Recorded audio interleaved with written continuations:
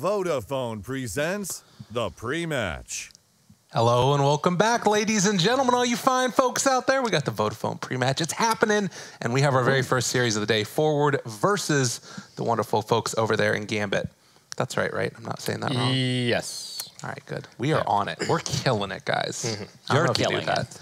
You guys are too. I did want to talk real quickly because we mentioned briefly right before the end of our segment that that Forward was kind of struggling a little bit. And while I do think that that's true and their results haven't been the best, I think we should also keep in mind what happened at the Chongqing Major a little bit, because they were in a group with LGD and Secret, and they took games off of both of those teams and almost were able to make it into the upper bracket. You know what I mean? Yeah, this is a good point, Gabe. And then they lost in losers bracket one game against J Storm, and they were out. Right. And it was a really long game. I personally think that Forward Gaming is still a better team than J Storm, and it should not happen. But it's a best of one elimination game, and anything can happen. So they got out. Right. So to me, at least, when I'm thinking about the strength of these teams and the fact that they haven't really been doing good, I think that that's more like results oriented as opposed to how strong of a team they really are. So I think that this is a top 8 team in a major, or it's potentially a top 8 team in the world. But it really just comes down to like who it is that they're playing off against. So we'll see how they do here. But I'm expecting big things from Forward. Yeah, definitely top 16 teams in the major for sure. Thank you for that. They qualified. Hey, there you go. It happened. But yeah, on the other side of things, Gambit, a team that's kind of been, I think they had that very particular style, like you were talking about, Basekip, the Visage. The thing that always stood out to me was the Afro Ninja Greaves build on Shadow Fiend that kind of was able to carry them through the mid game a lot and just be this like indomitable force and a team fighter. Yeah. So we'll see if they decide to switch things up or if they're going to run the same type of things again. Yeah. What do you guys think of the kind of the big changes for this patch? I think Crystal Maiden and Tree both got pretty significant buffs. So you got the 20 armor Crystal Maiden now. So I'm sure that's going to get picked at least a little bit. I don't think that's the huge buff. It's more like a meme to me because if she has a BKB and you can't stun her, then it's a guaranteed a lot of damage considering that she has a low armor. But overall, I feel like this whole patch was just to nerf Sven and Visage a little bit, Lifestealer a bit. Yeah, some of these heroes were a bit overpowered. And is there anything else? Let me just check. Jug got another nerf. You mentioned Tree. Well, Tree got a huge think we're gonna see a lot of Tree in this tournament, probably as position 5. You don't necessarily need the max out living armor, but you could. Well, the early points are just so good now, right? Like if you're going into lane and you're going for like a lot of people aren't even necessarily getting guys because of the way that it works now. So if you're like 0-2-1 or something, that's so much survivability. Like if you go on somebody, then you put the new living armor on them, which is almost twice as good at level 1, and then you drop a leech seed. Like that hero is just not dying. So it could be also played as position 3. Maybe Seb loves to run it as 3. Well, I mean, yeah, that's his hero, right? Like that's his thing. And one more thing about Treant Protector, he's the natural Meteor Hammer builder. AOE. There you go. AOE got bigger for Meteor Hammer. Oh yeah, that's what we needed. I will also say that along those same lines, you're looking at a patch where people are potentially going later and later game. Everybody's been complaining about Midases. Midases are back. You just pack up a bunch of those ones, protect your towers, and then eventually go to the late game. It sometimes gets a little bit annoying to watch because it's like everybody's just AFK farming their own half of the map, or you do the thing where you farm like your secondary jungle and then their main jungle, and then they're farming their secondary jungle and then their main jungle. And it just like ends up being a very weird stalemate. Yeah. And then I wonder if the meta evolves from there towards like more late game cores or something. And then you have like the counter reaction, which is then everybody goes super early game. I don't know. I feel like we might see some changes in the meta to go later and later. Yeah, I don't think Midas got nerfed that much. It's still going to be picked up. One of the reasons, as we discussed before, we went live is that the buildings received some of the buffs in the previous patches, and natural cause of events is we're going to just go Midas, and then we're going to stall the game. But if you look at the game lengths, they're actually lower than what you would expect. I don't have a stats. It's just that's the intuition. Budget yeah. Haas, you were checking God, that. No. I don't have the average match time stats. No. Not but that prepared. It seems don't have my briefcase. It seems around like 30, 35 minute in general. That's the average time. All right. Yeah. And if you look at the Gambit, the way they're playing, some of the games are even shorter than that. Right. Yeah. That's the thing is, to me, it feels like these guys are tending to go a lot more quickly. And I can see right here in the lobby as well that already FNG is just losing his mind, wanting to start the game right now. And, they want to get the game done as well afterwards. So we do have some cool little graphics here, these wonderful folks. Lacoste, you know a lot of these guys, don't you? Indeed. Well, when you say I know a lot of them, how many are muted? I'll check in the game. It could be one, maybe two. I don't know. Okay. Do you want to point to them right now? Can you point to them? Who's your favorite out of all of these players to have on your team? I like this guy a lot. This guy's really good. On my team? Yeah. FNG for sure. FNG. Man, he is such a pleasure to play with because he talks so much and he's always just making calls and keeping everybody on the ball. That's why he's the natural leader, and there are not enough captains in pro scene in general, I think, because people have wrong mentality, and it all comes from public matches. The reason why FNG is so successful is he always stays calm, and he's passionate about the game, which is a good thing. You're gonna see him shouting, screaming, but he's really calm, and he always tries to lead a team, always try to win the game no matter in how bad situation you are. Yeah. Right. Well, we do have the other lineup right here as well, Forward Gaming with Mr. Excalibur hanging out down there as well. Look at that guy. MSS, man, that looks like a very different picture from him. Man, Excalibur is the ultimate assassin. Like, he's the mercenary. He's all when you don't have a guy to call, someone has any kind of a health issue, visa issue. He's the guy. He's gonna come in there, and you're not gonna do great in the tournament. Well, we're gonna hop into it right now because it says UR is in here, so I'm a little bit confused about that one. But we do have a draft that we're gonna hop into right now, ladies and gentlemen. ESL One Katowice starting out. Yeah, because in game it says UR, right? So it should be UR. That's what I was thinking. Yeah. I'll double check to make sure that there's not something wrong. I didn't see any news that. But I didn't see an announcement or anything. Well, yeah, that just happened in the past. Right. For I know that there have been issues for teams with UR on them. Right. Yeah. Well, just kind of. It does look like we might have a little bit of audio issues, but I'm sure will be resolved very, very shortly. As we do get into this game number 1. Yeah, okay, so nothing too unusual in the draft so far. Like, we got the Jug still getting banned. I'm a little bit surprised Jug is getting banned, actually. Yeah, Jug received a lot of nerfs recently, and this hero gets out carried by most of the late game carries. If you compare him, like, let's say to a TB, 5 seconds remaining. This hero is just. It can match a TV in the late game because he uses ulti, and most of the time he just spins off.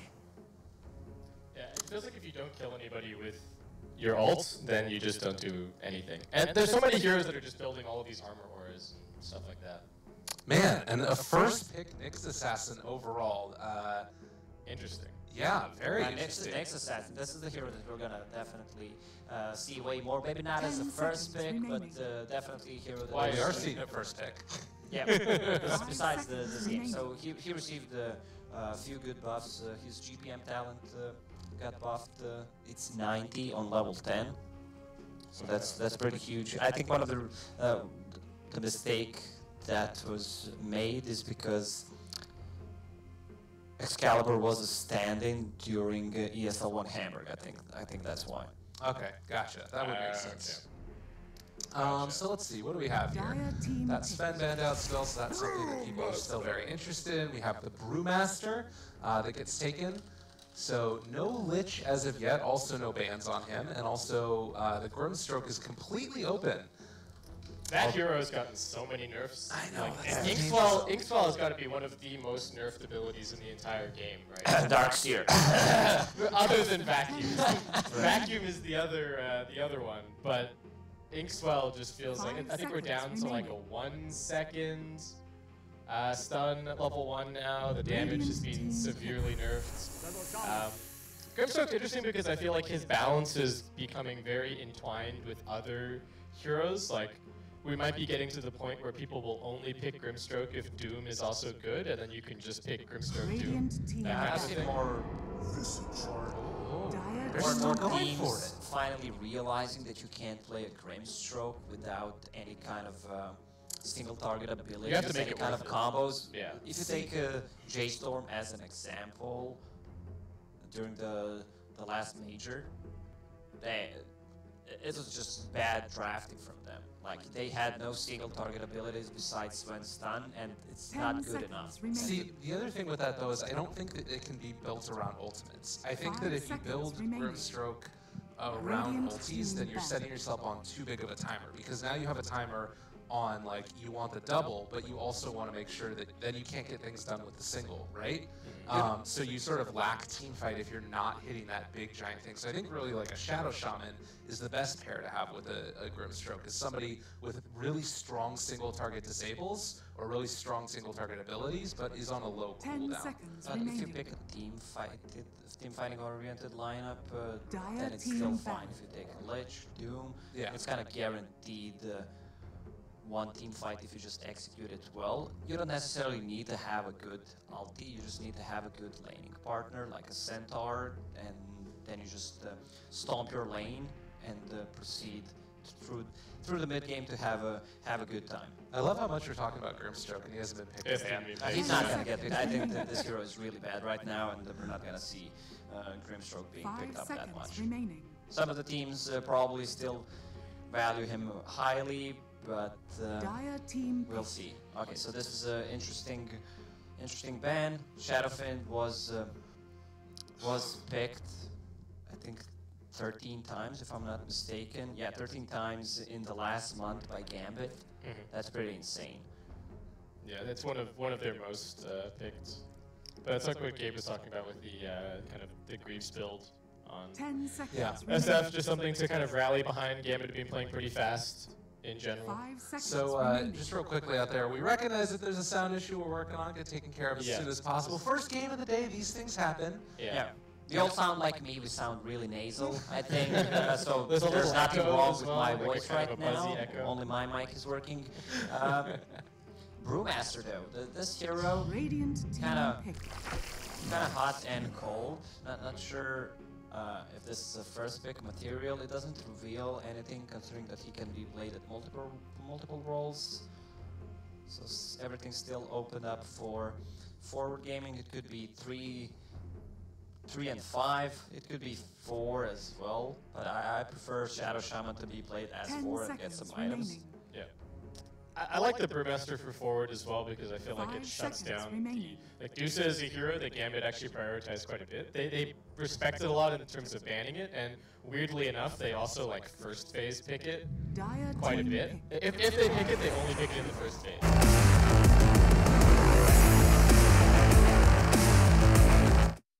Theme music turned on. Let's go. All right. And now our mics are okay. There you go, guys. They did it. Oh, thank you so much. Yeah, but the Brewmaster, I think, shuts down on the potential for like a Dusa pick. Right, Dusa just can't play against Brewmaster at all. So I like it for forward. And Gambit are a pretty like 5-man pushy kind of team. So I think Brewmaster fights pretty well into that with the Primal Split. So I like the pick. Lifestealer got some nerfs. I guess we're still just going to have to see over the course of this event to what extent the nerfs will affect him. Like the Midas Radiance build was looking so strong in the minor qualifiers. Everybody was just doing it nonstop. It didn't really seem all that punishable. People were trying all kinds of different counters. And at least in the China qualifier that I was casting, it got to the point where people were just banning it. They gave up on trying to counterpick it, and they were just like, nah, just ban the Lifestealer.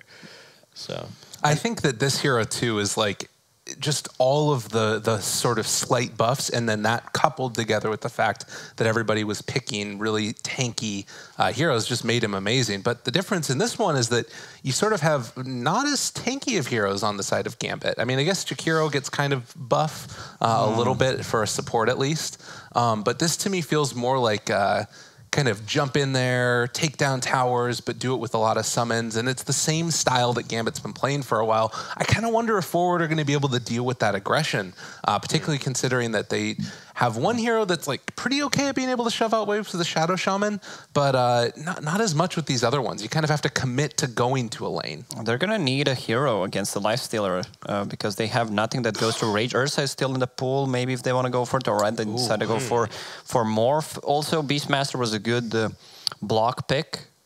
If you think about it, Roar against Lifestealer, really good. And Lifestealer in this game, he could still go for a Radiance, but against Nyx Assassin, it's it could go really bad. Yeah, you can just walk up, pop Carapace from Invis, get the follow-up stun at that point. Stun him for 5 seconds. Yeah, they've walked an Ice Path into range, or the birds have flown in or something, and he just dies. But the Radiance build still feels pretty strong. It is pretty good against the Visage, so that's definitely something to look out for here.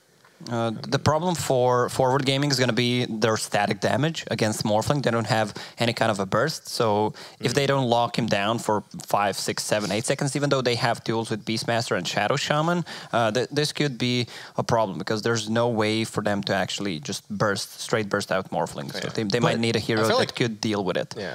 I think, though, that Lifestealer is significantly better against Morphling than he's ever been now because Feast is based upon the max HP the person has as opposed to just current HP. But also you have a Morphling.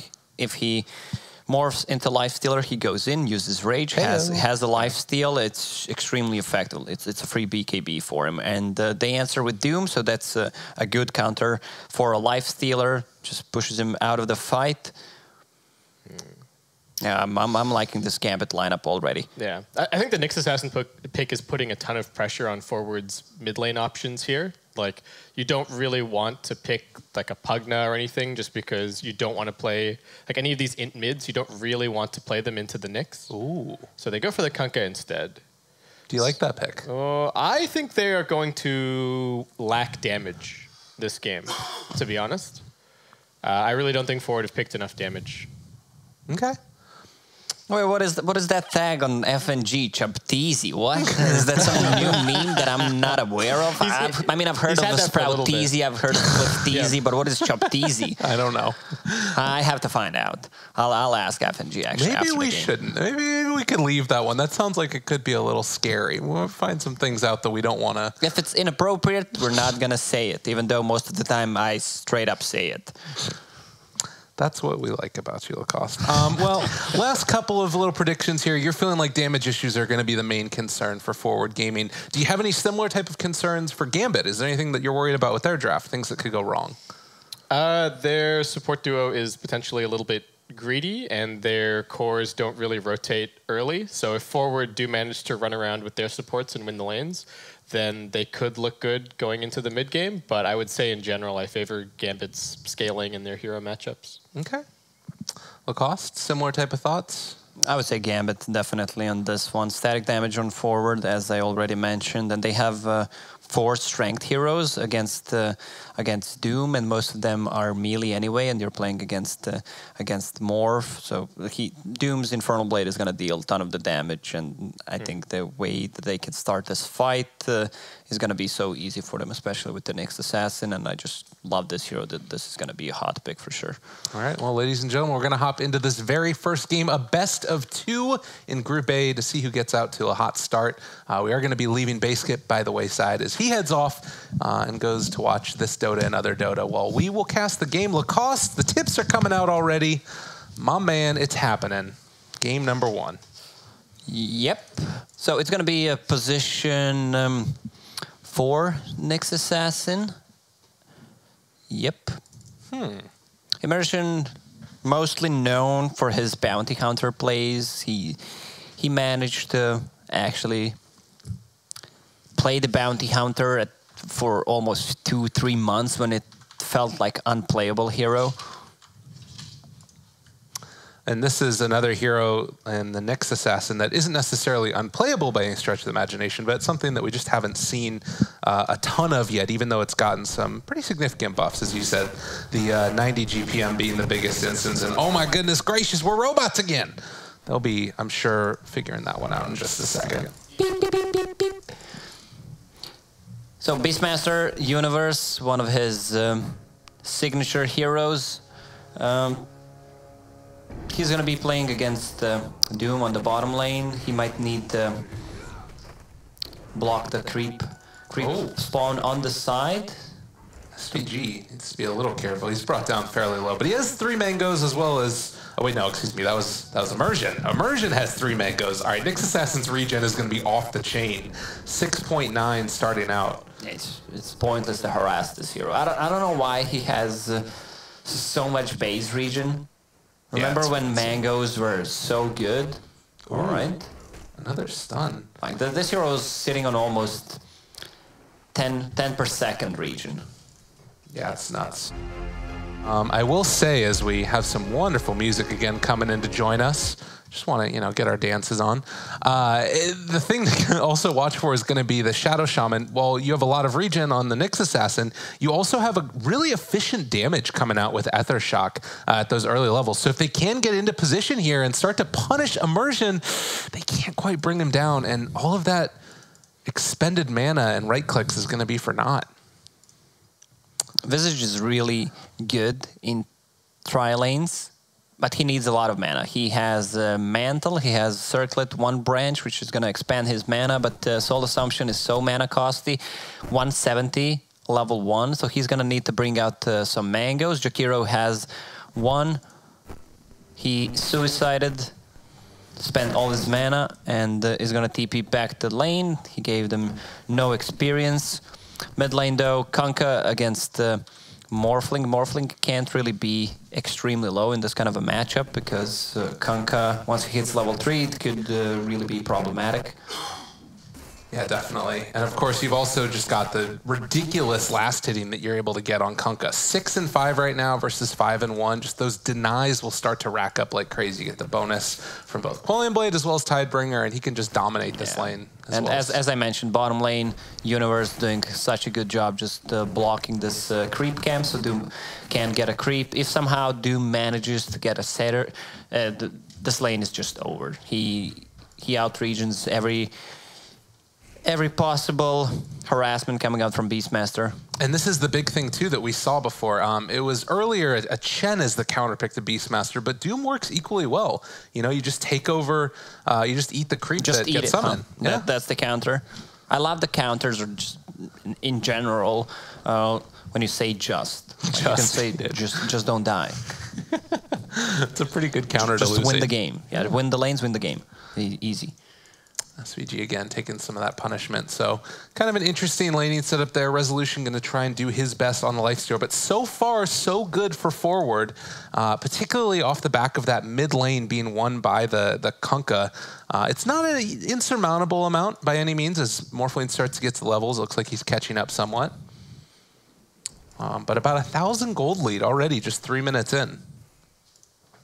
And of course, that is going to be somewhat because of forward being able to get the 4 bounty runes. But FNG thinking about going for the Ice Path, connects, and they're going to find first blood. But the turnaround, FNG just going to walk forward and not even that afraid. They're pinging MSS. They want to chase him down with that Soul Assumption. It's a lot of damage out there. Immersion still chasing, has another round of the stun if he wants to use it, and looks like they are going to be able to connect onto MSS, find themselves a second kill, and FNG still living through all this. Resolution wants to chase him into the trees, and a little bit of a pause, something going on, but I think that this should connect with the Brew Thunderclap to catch FNG and then find the kill. Yeah, FNG seems pretty dead. Also mid lane, the thing that I mentioned, Morphling was keeping his HP really low. He got bursted by Kunkka. He used the X-Mark plus a Torrent combo plus a Tidebringer, and suddenly Morphling is gone. Now Kunkka is level 5. Morphling is going to hit level 4 after this creep. Okay. We'll watch for that. I mean, I guess, what do you really plan to do as the... Morphwing does feel like one of those heroes that can just retreat to that side camp and get some extra farm on in between. As we're waiting for the pause to get restarted again here in a second. Maybe there's some type of an issue for poor old Kunkka. But the other thing that we can see is if they wanted to just go for like the bottle build, and yeah, that is what Kunkka's going to be doing. So he's going to have the bottle brought out to him, and that should give him like consistent sustain in this lane because you can XTP yourself also to make sure you're constantly topped off in terms of regen and everything. And he's going to be controlling the runes. Also, if he grabs a haste rune, that's the best rune he can get for ganking the side lane, especially the tri lane on top. I don't think he's going to bother getting involved in the bottom, considering that Beastmaster is doing fine. Oh, the call is for go. Top lane again. Is FNG dead? And yes. No way out from that one. This is the downside of a Visage. He used the Soul Assumption. They managed to grab 2 kills, and now he's out of mana, so he needs to bring some mangoes. Also, Nyx Assassin spent all of his mana, has 1 more mango to work with.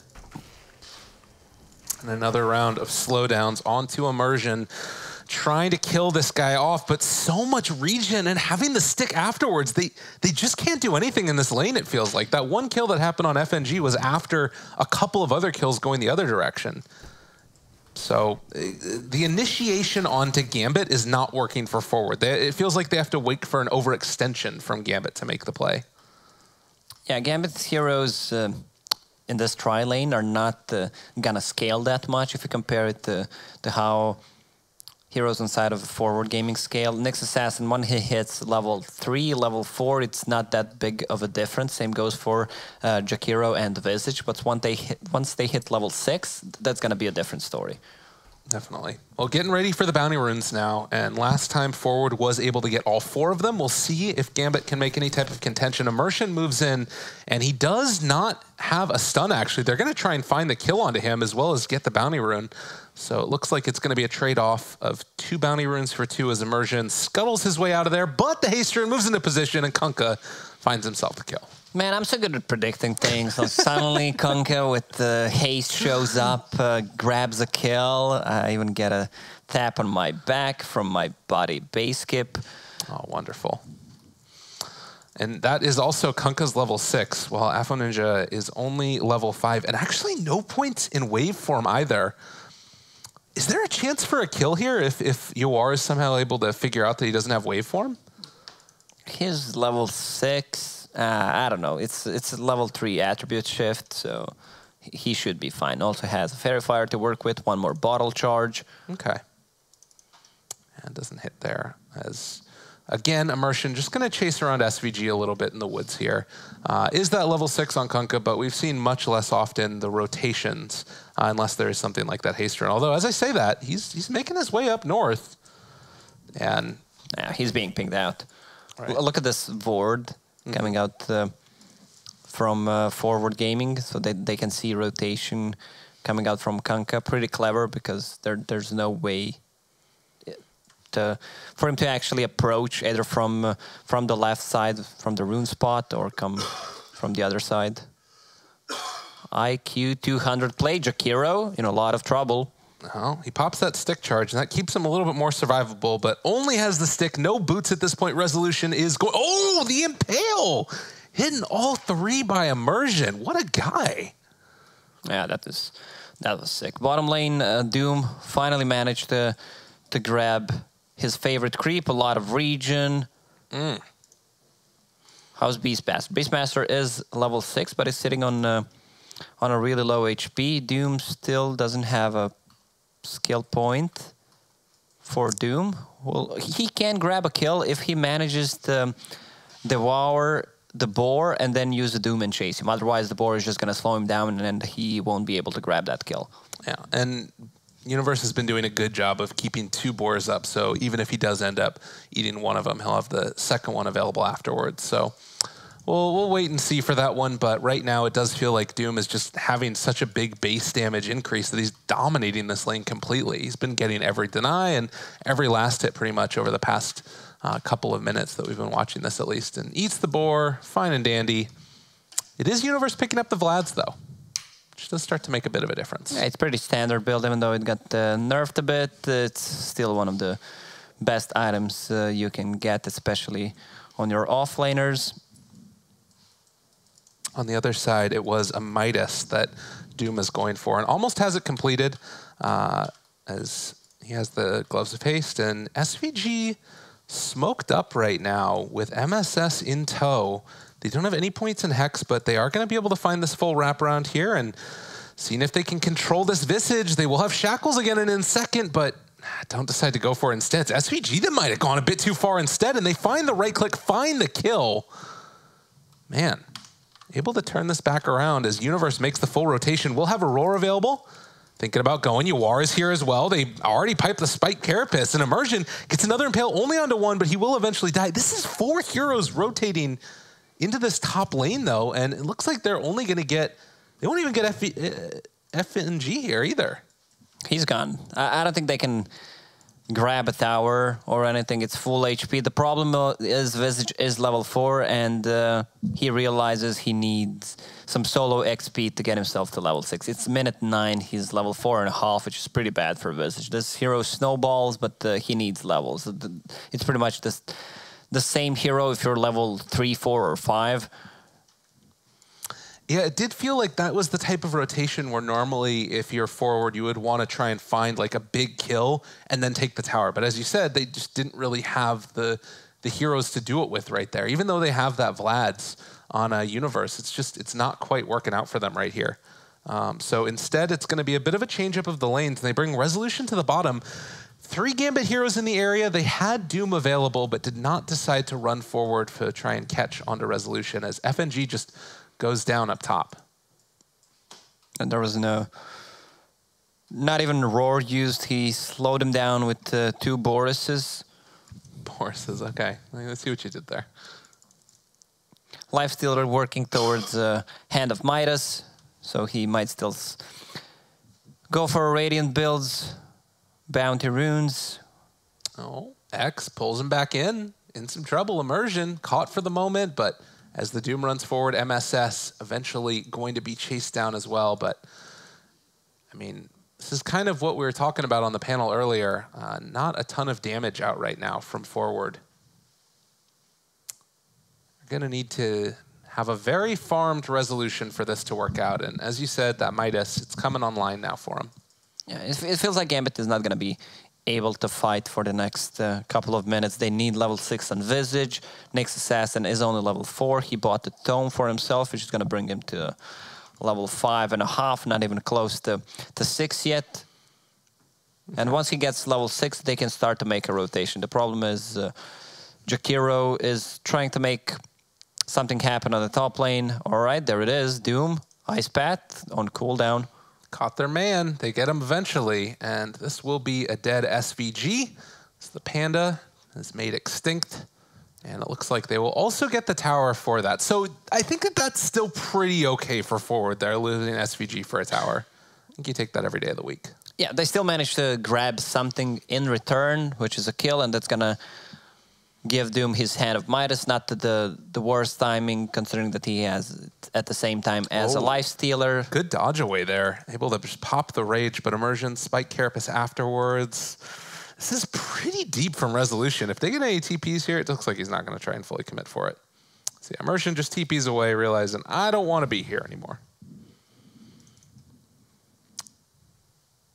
So, Tier 1 tower taken for forward, while they're also getting set up to maybe pressure bottom Tier 1 as well. Gambit really haven't shown the same type of initiative for hoping to take down buildings, at least in these early stages. Much more focused on trying to get Dahak his level 6 and now try and, I guess, farm up Ancients for the moment. It's sort of a weird early game as FNG just dies, Universe roars, maybe going to TP away afterwards, or just going to walk out of there. All right, he's fine. Yeah, at this point, Gambit, they feel rather weak. They can't team fight. They need to try to get a pick off with the next Assassin. The problem is Forward Gaming is putting a lot of pressures on these Tier 1 towers. Snakes are used. He's level 6. Yeah, they got that. There also was a Kunkka scouting out the Morphling in the jungle, but he pops the shrine realizing that maybe the Kunkka was around him, and they will take down that tower. See what Yawar decides to do with this Invis Rune, as it should be wearing out fairly soon, but 2 tier 1 towers taken to nothing of Gambit means it's a 4,000 gold lead at just 13 minutes. Forward is already prepared on the mid lane. There's a sentry, so this gank is not successful. Yeah, Forward Gaming is gonna need to play for mid/late game, considering how bad the lanes went for them early on. You mean Gambit is going to? Yeah, what did I say? You said forward. Oh, sorry. It's all good. I knew what you meant. That's why you're here. Doom is back up again shortly. Medallion coming out now for Mr. Universe. But you can just sort of You tell. mean Mr. Cat? Mr. Cat, that's right. You can just tell how like aggressive and how in control of this game Forward seem right now. Like Resolution was farming all the way up at the tier 2 bottom with nobody else showing on the map for Gambit and just felt confident in that. And now, goes to farm out the jungle. He can come back into lane. He doesn't have anything to be worried about at all from this Jakiro. And he's perfectly confident in this. And now they're going to put the pressure on the mid-tier 1 tower, which is the most important tower in the game. Brewmaster is level 6. I don't think they can lock down Brewmaster before he can get a split off. Jakiro just trying to delay as much as possible using the ulti. And I wonder if they can trade, actually, to get the tier 1 tower on top. I mean, this is pretty nice for them. It also looks like Nyx Assassin might skulk around and see if he can find that courier kill, but Vendetta's back on cooldown again, so he isn't going to be able to get it on its return journey. He did scout it out there for a moment. But yeah, it's just like everywhere around the map right now, Forward Gaming are just kind of asserted some dominance, taking that tower, and now possibly going to... I mean, they could think about Roche in the near future if they want, but they certainly don't have to push the tempo that much. They're still in a really good spot. And Mershon runs into a couple. They throw out the Roar. Going to be able to find the Torrent afterwards. A good connection there. And X pops Carapace. This should be a dead Nyx Assassin. Oh, nicely done by Yawar. The way he's using the Tidebringer with the neutral creeps is just on point. And Lifestealer is in an enemy jungle. No. Full Ninja trying to run him down, but just pops Rage and gets out of there. They need to play around Doom. Doom has a Blink Dagger right now. His ulti is ready. They need to get a pick off with it. They use the Doom, already connecting, and might be able to find this kill onto the Kunkka, who's dropping very low and is eventually going to die. So out a little bit too far for comfort there. Oh, Universe. Needs to run. If they lose him here, this actually ends up looking a lot worse, but not sure if it's going to happen. They're still chasing. He's sticking around a little bit too long, and there's going to be the Vendetta hit as well as the Impale afterwards, and Universe eventually does die. Nicely timed. They just need to play around Doom timing whenever it's ready. Try to grab a kill. Nyx Assassin will need to be the walking ward in this game. Try to grab a kill on a courier if possible. The problem is gonna be this Lifestealer who has enough gold to buy a Sacred Relic and is farming both lane and the jungle. I mean, this is the problem, right? You talk about needing to play around that Doom. That ability being used means that Resolution doesn't have to fear anything in this game at all. He can just run out of there and is going to be going for the Radiance build. So while they do have that answer that you were talking about in the draft of being able to go for a, spiked Carapace into Impale, it does definitely feel like Resolution might start taking over this game in the near future. Yeah, it's looking good for Res, so I wouldn't be surprised if he gets a Lincoln Sphere as his third item, because they don't have too much spells to remove the Lincolns with, and the only threat in this game is if he gets doomed. Smoke up, and FNG will be caught out and killed. Already 4 heroes in this bottom lane set up. They drop the wards, immediately take the tier 2 tower. And it is not a significant lead that's sort of continuing to build. It's staying steady about 4,000, but that's still a lot of gold at this stage in the game. Nyx Assassin just scouting, trying to grab a kill on the courier. Radiant using a scan to see if they're wrapping around. Some pressure being put on tier 2 tower, but it's not enough. They lost the whole bottom part of the map. Tier 1, tier 2 towers are gone.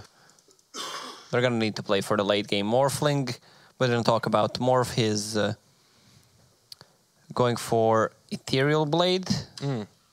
It's great against the Life Stealer. Oh, but do they have enough burst damage, anything to combine it with? Top lane, Nyx Assassin finds himself a tasty snack. He said he loved to play Bounty Hunter. He's doing it.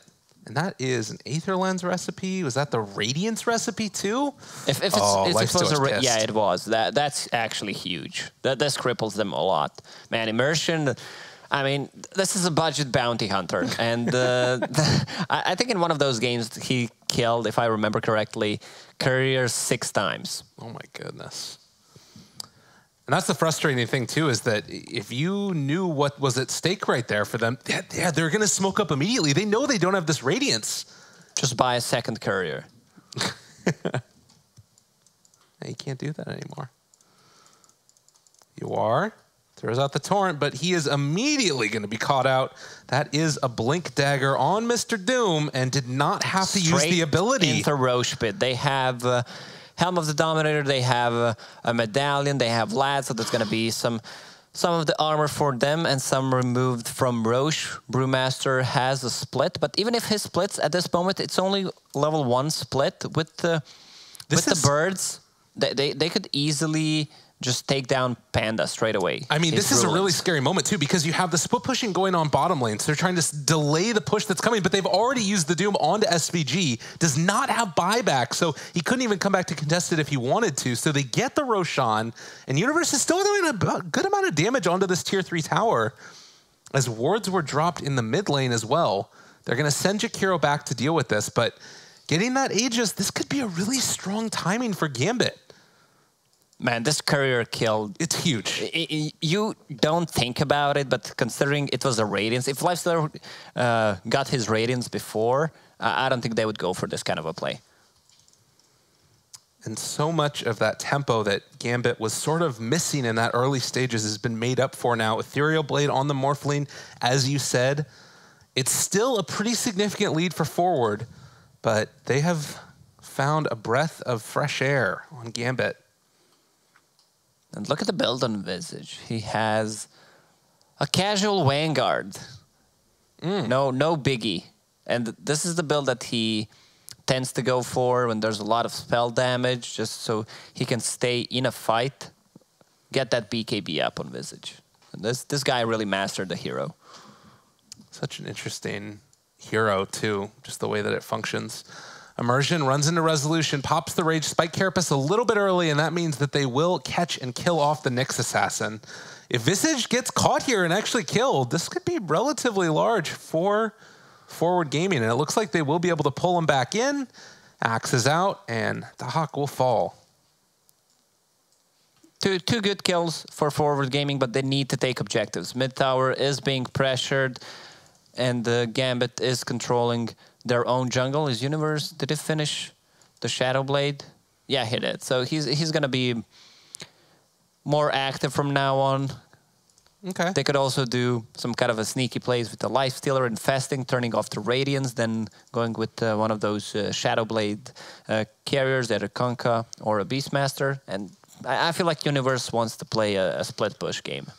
He wants to put the pressure on tier 3 towers, just buy some time, TP out, try to avoid the gank with a Shadow Blade. That Courier was working overtime. Had all the items on it. Ooh, that was a good attempt there. The Nyx Assassin moved into position to try and get the Spike Carapace on the Tidebringer hit, but doesn't work out in top lane. They've got eyes on Mr. Morphling in some trouble. He's hexed. He's going to be killed off. It's just the Aegis. The rest of them are showing up now. Gambit moving into position to see if they can take this fight. They don't have Brew Split for another 60 seconds. And Morphling chasing forward, trying to find himself MSS. The chase is coming as the Doom is already there onto the Lifestealer, but he's just walking away from this one. The boat goes out, and he's going to be able to connect onto him. They didn't get the Rum buff onto the Lifestealer either, but he's still living through this. And with Doom about to wear off, they actually can make this turnaround happen now. Open wounds turning onto the Doom. It's a lot of life still coming from Resolution. They're going to decide to stop that chase as they've already lost 2 heroes. So Forward, make the call. Let's get out of here. And it's down to just 1,000 gold lead for them. They need to grab a kill on the target who's doomed. Otherwise, it's really not worth it. They lost the Aegis. Yeah, they lost the Aegis, but the Aegis was running out in a minute and a half anyway, so still decent for Gambit. Yeah. Next Assassin needs that level 10. He just got it. So GPM talent is going to kick in, which means he's going to get more items. A 4-staff is going to be the boss item this game if he wants to go for it against the Beastmaster, Lifestealer, Open Wounds, even Shadow Shaman, just to kick someone out of the position. Yeah, it could be good. And it does sort of feel like this is eventually going to be a better scaling lineup from Gambit in my eyes, because you've got the Midas on the Doom, so he's naturally going to be getting a lot of levels. Also went for the Devour Gold bonus. And then you've also got this Morphling that just is, you know, one of those late game dominators. And we've sort of seen the fall off that Kunkka's had from time to time is going to be going for the BKB next. So these BKB timings could be quite good for Forward, as he's going to XTP himself, pulls back in, and almost has the BKB. Is it on the rest of it on the Courier? What the heck just happened there? Yeah, once they get BKBs up on Forward, I mean, Lifestealer has one built in. It's going to be so hard for Gambit to deal damage. Morphling is the only physical one, Visage to some extent, or if they can pop a Doom before a BKB. You know, it is kind of cool. The medallions coming out. It's going to be a Solar Crest for Universe also. So they're going to have a Lyda minus armor, which does work now with Cleave also. Some of these heroes, who is it that's going to... I guess Doom is not the highest armor hero in the world, although he does have the Vlads now and the Phase Boots, which sort of helps out with that. But we'll have to see. Smoke Up, Gambit playing together. Also in the area is Forward. Immersion was scouting this all out. They have the Sentry Wards down, so if they see him move into position here, Spike Carapace Rage immediately. Great reaction timing there from the Lifestealer. He does get doomed, but I don't know if they're going to be able to actually find this kill. He's running away from them. You know, the Ward Trap comes out as well. They've got the Morphling under control, but he is going to be able to switch back over afterwards. They're still running down this Lifestealer. He gets to the Shrine, but it's not going to save his life. So 1 for 2 exchange already is Resolution going down is a pretty big deal. Man, Doom Infernal Blade against 4 strength heroes. It's insanely good. Percentage-based damage. And the next Assassin bought back. They have Vision on him again. They catch him. That's going to be a dieback. Yeah, that's not what you want to have happen for the next Assassin. But a very strange game so far. I'm not sure exactly who this favors, because on the one hand, yeah, Nyx Assassin is off the map for a while, but can you actually get things done without your lifesteal right now for Forward? I don't know. They have no wards, no roar. They just need to go back and try to farm up. This Ethereal Blade is actually not doing anything at this point. Like, we didn't see any good usage of it. No solo kill potential. I don't think he can even one-shot Shadow Shaman at this point, considering that he has a Magic Bond, a Bracer, and a Raindrop. And they go in immediately onto SVG. They use the full combination onto him. And now Shackles as well. MSS wants to find this kill. They got him here for a little while longer, and they just Aethershock him. He's dead. And now the turnaround. MSS is almost gone, but they decide to roar this Doom, keep him under control. SVG trying to walk away and is eventually going to tick down to the Infernal Blade and just TP's out in front of everybody. They have no roar, nothing to stop that BKB TP out. Ah, man. Yeah, this is why Ethereal Blade first item against this kind of a lineup was not the best choice. I just think he needed to tank up. He is going to be going back for it afterwards, but yeah, you can see the just inherent fragileness of it. And MSS, good recognition that he had a chance to kill him there. But very strange game so far here. Look at the way they're using Courier on Forward Gaming side. I know. I mean, that last Courier kill was so big, though. It makes sense. That's actually Jack controlling the courier. He's their 6th player. What a guy. Yeah, we need to see, like you said, those force staffs could become really important for forward gaming if they just need to sort of keep the distance from the Doom. The Infernal Blade has been such a menace. But another smoke up by them. Don't think that one was scouted.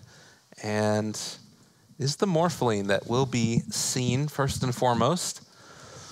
God, he's got to play so carefully here. Can't drop down to too low of Agi, and Universe Shadow Bladed up. They want to go. They're already onto 1, though. This is the Jakiro, and now turning over onto this Lifestealer. Got him under control and going to die. The BKD Doom is immediately in front of him, but they've already lost the Jakiro and the Morphling. Buyback from Jakiro. Morphling also has a buyback. Roche will respawn right now, and that's where forward gaming is heading into. Yeah. Morph will need to buy back if they want to defend this Roche for sure. Doom has no BKB for another 40 seconds. He has Shiva's Guard. That's a great pickup for them. Just to blink in, see where the enemy heroes are standing. I mean, this Doom is out of control right now in terms of both just like his damage that he's outputting, how much farm he has, the utility items for his team. They scan it out. They know that this Roche is happening.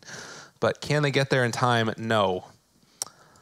Also took the 40 Doom DPS, so he's a monster. If he can find that Doom onto resolution every fight, I think that they win it, but now you do have the Aegis on him. So it becomes more of a concern. Yeah, now he can't Doom the Lifestealer. That's the problem. Radiance against Carapace is their follow-up damage. Ice Path, Jakiro too far away. Just take the tier 2 towers, but it looks like the fight is going to happen. Morphling moving into position. They still have the Doom available. Going to go with the Infernal Blade, the Roar to turn it back around. They kill off Afro Ninja. He does have buyback and is going to use it. Going to TP back into this fight as quickly as possible. MSS controlled, and they find themselves the kill onto Rezo afterwards. When he pops back out of this, he should have Rage available if he wants to chase forward for immersion. Finding that kill. Universe under control in this Doom, doing so much damage to the big, strengthy, takey heroes. Yawar needs to back out of there as well as they get the lift up onto the Doom. No more BKB available for him, so now they can control him with a Bruise Split and everything else. FNG trying to find an Ice Path off cooldown in 1 second, but the E-Blade comes out. They blow up MSS, and now Resolution needing to run away. Dahak has done so much on this Visage, and with the buyback coming from the Morphling, it looks like it's enough to control forward gaming and chase down. Although, actually, Gambit also getting in so low. He's living through this one, and Resolution pops Rage, turns to fight, wants to kill him off badly, but as you said, he is so tanky, has the stick charges. The E-Blade's not enough as they go for the Infest Bomb to blow him up at the end, and now Resolution, finally, the last one standing here in this fight, is going to go down. SVG also going to be ran down here as well. Forward gaming end up losing out on a hell of a lot of these heroes. That's so nicely done by Gambit. Even though Morphling did not have a TP because he just TP'd back to Shrine, he walked back to this team fight and they managed to actually win it. This was also a dieback from Shadow Shaman. That's huge, actually. They managed to take off Aegis, Cheese, and get a... Wow, man. I mean, and this is before Morphling is even really online. In that last fight, all he had was E-Blade, Morbid Mask, and an Ultimate Orb. Yeah, this Morphling is not farmed at all. He's high level, he's level 21, but the Visage is doing so much in these team fights, they can't really focus him down. He's extremely tanky with this kind of a build. Medallion, Vanguard, BKB now has a casual plate mail, and with the birds, and he spent pretty much all of his mana to using Soul Assumption. I also will say that I did not really feel the impact of the Kunkka in that last fight. Kunkka is a hero that falls off so quickly. Yeah. And the Doom, I like the item build. He's building towards Refresher Orb. Once he pops 2 BKBs, 2 Shiva's Guards, and 2 Dooms, it's going to be pretty impossible to fight. I don't think they can actually take him down. Maybe if Shadow Shaman has quick fingers and manages to hex him before he pops a BKB. Yeah, that could be a good way to do it. I mean, it's going to be tough still regardless. But I will say the AC also can make a bit of a difference, and that can extend Kunkka's longevity as far as dealing damage in the fight. You get the minus armor working against them, and then you can throw out some pretty good Tidebringers, but it's not super reliable either, because you sort of need a target to cleave onto also. So it can get a little bit funky in that way. And Jakiro is level 19. He has 40 XP gain on level 15. It's changed recently from level 10 to level 15, but he's farmed. Yeah. And he has a 4-stab. That's the only item he needs to save himself, to save his teammates. Once he gets to level 20, the extra GPM, 150, is going to get him another item. And the heroes are going to start falling off on side of forward gaming. You have a Kunkka, you have a Beastmaster, Shadow Shaman. It's not going to be that effective. This is a position 5 Brewmaster. He is actually a high level 17, but if he uses Split and Birds focus him, the Brewlings just die. Yeah. Well, it is also going to be a fairly farmed Kunkka now. We talk about this hero falling off, but I think that we haven't really seen it with the minus armor yet in full concert. It's very difficult to pull off. But they also do push out lanes very nicely. And then in the later stages of the game, some split pushing from MSS is going to be probably the route that they have to go, making sure that they keep those lanes pressured out always and, you know, going for like X drop the ward shenanigans or whatever. But as has been the case, the story of Midas's, these heroes going into the late game and trying to control the map, it's what we kind of were expecting and what we're seeing. Yeah, I can't wait for Doom to get level 25 talent plus 130% cleave. What? Man, this is probably the most garbage talent in the game, level 25. Like, it makes no sense considering that Doom doesn't even hit people. What are you talking about? He's doing 200 damage a punch. Look at him. Man, the 8% Infernal Blade. Yeah, that's pretty nuts. Damage. Wow. It is a lot of damage. If he uses Midas one more time on Doom and sells it, he's going to have enough gold to buy a refresher if he wants. If he wants it, he does have a buyback available, so he might save for it first. 150 GPM on the Jakiro just gets picked up now as well as they're pushing in bottom, and nobody from Gambit is really here. They're TPing back, but wards are already dropped. This is kind of sloppy. They force out the glyph. And this tower might still die in spite of that. It's not easy to kill off these wards. So tower going to go down, and Gambit were just not there.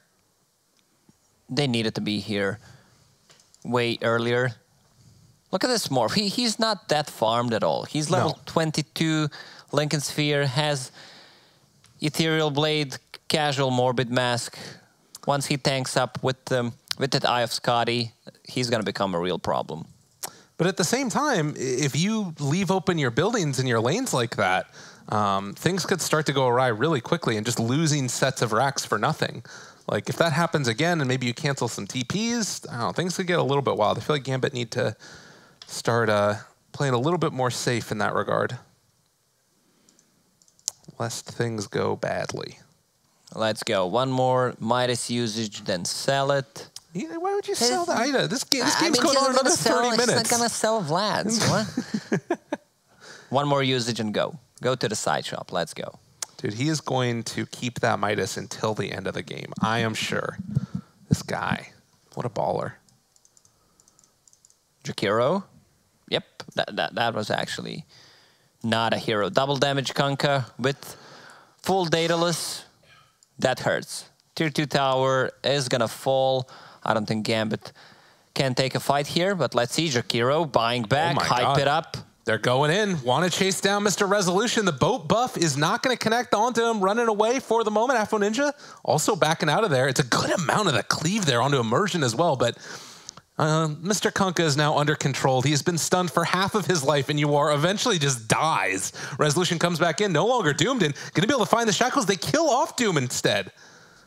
As FNG, 4 staff away, trying to run, but they got the Hex, they got the follow-up. Forward Gaming streaming across the map, and they've already killed off 3 heroes. It's a buyback from Nyx Assassin. Since they bought back from Jakiro and it's a dieback, Forward Array just go up onto high ground. There's nothing really stopping them here at all, and we'll have wards back up again in just a second. MSS actually TP's home, and he's going to be X'd back in, so that way he's got full mana, enough to drop the wards afterwards. Afro Ninja jumps in, brings Rezo down to about a quarter HP, but now that they have the wards down, they buy back on the Doom. They need to get in here and defend, but SVG, he got trapped in by his own wards. Oh, buddy, that's your own teammate. Oh, God, it was all an elaborate bait, a ruse to try and control and get the Doom back into here. Doom in trouble, and he dies to the crit coming from Yawar. They lose 3, and this might actually just be the game over if they're not careful. It's at least a full set of racks, and possibly more afterwards. They baited SVG by trapping him in the wards. That's why I mentioned that they can't fight there. That's a really bad decision, and Afronin, he's gone. GG's called. How bad was... Oh, no. The problem is they use a Doom on a Lifestealer, and they don't have enough control to actually keep him in place. Oh, man. That was nuts. And it turns like that in just a second, it feels like. Like, Gambit were going along fine and dandy, and then those couple of pickoffs, base kip, I couldn't believe it. Yeah, hello, base kip. That was, I don't know, I really feel like Gambit kind of dropped the ball a little bit there. To me, the two big things that stand out, I don't think that Afro Ninja's itemization was right at all that game. I could see where he was going with the Ethereal Blade and being like, oh, someone's going to get roared or something. I'm going to use my E-Blade to save them. It's going to be great, right? And instead, he just kept getting gone on over and over again and just getting hexed into Shackled. And it didn't matter that he was sitting there morphing the entire time because Lifesteal was just tearing chunks out of him. I think if he'd had, say, I think the items he needed that game were BKB and Butterfly. If he has those 2 items, I think they can't touch him in fights. But I kind of feel like he was baited into not buying BKB because he was like, I'm just going to morph into Lifestealer. Yeah. I'll just have Rage. It'll be fine. And that's you can't play like that against Shadow Shaman. I think he just needed more stats. Either a Lincoln Sphere to block some of the incoming damage, or just go for straight Scotty and buff up the stats. If he had 300 HP in most of these fights, he would actually survive. Well, and that's the thing, right? Because he did eventually go back for that Lincoln Sphere, but it was that early... That's why you get that item so early on the heroes, because if you start to lose your snowball at all, you fall off very, very quickly. So a tough time indeed for Gambit as they lose game number 1. And the biggest thing to me that stands out about that entire series of events where the game's just suddenly over is that it starts with Gambit buying back to take the fight. And that's just an inherently risky move, because if you lose your life on that last hero, suddenly it's a dieback and you're out of the game for so much longer. Yeah. So with this type of lineup, Forward take full advantage of it, and we're able to find the win. Any final thoughts before we get ready to hop into game number 2? I think lanes didn't go well for them. This tri lane, they were running out of mana, and Visage needs to work with mana, which... They kind of ended up with being under-leveled, and most of the time these all 3 heroes that were participating in this tri-lane were just trying to catch up, get the levels, and if Nyx Assassin did not kill the career there with the Radiance, I think this game could have been over like 15 minutes ago. Yeah, I think for me the biggest thing is that Lifestealer still just looks really, really strong. They've taken away a little bit of his damage, but it really seems to me right now it's the combination of the survivability and the move speed. There were a couple of different instances, like that very last fight that we saw. They got the Doom on the Lifestealer, and he just ran away. Yeah, right, exactly. Away he went. All right, well, ladies and gentlemen, away we're going to go to a quick break. We'll be back in just a few with game number 2. See you then.